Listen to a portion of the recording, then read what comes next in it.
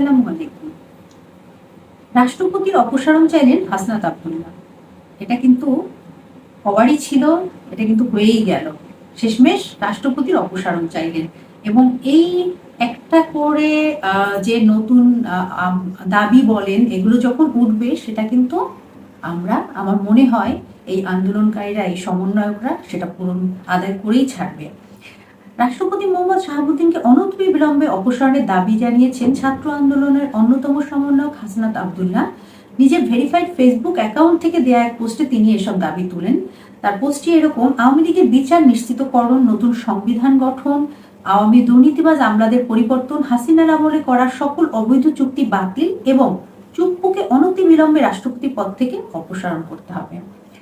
আমি এই প্রত্যেকটা পয়েন্টের পূর্ণ সমর্থন করি। এই মুহূর্তে আসলে চুপ্পু মানে উনি যে আছেন কি নেই এটা আমাদের আসলে কিছু যায় আসে না, বরং উনি থাকাতে আমাদের অনেক রকম সমস্যা হচ্ছে। ওনাকে কিন্তু আমরা কোনো কাজে দেখতে পাচ্ছি না এবং সবচেয়ে বড় কথা হচ্ছে যে ওনার মতো একজন আওয়ামী লীগের একদম নিয়োগকৃত একজন রাষ্ট্রপতির তো এতদিন থাকা আসলে উচিত হয়নি, 2 মাসই থাকা উচিত হয়নি।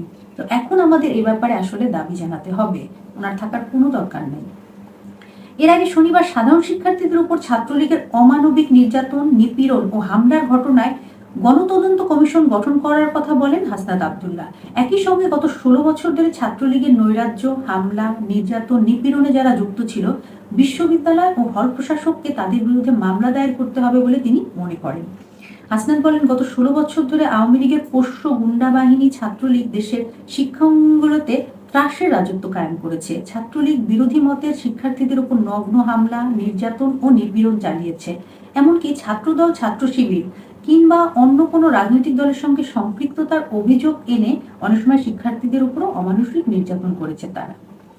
সবগুলো পয়েন্টই ভ্যালিড। এর মধ্যে এই মুহূর্তে আসলেই চুপ্পুর অনতিবিলম্বে রাষ্ট্রপতি পদ থেকে অপসারণ করা খুবই জরুরি এবং এই বিষয়ের সাথে আমিও সমর্থন করি।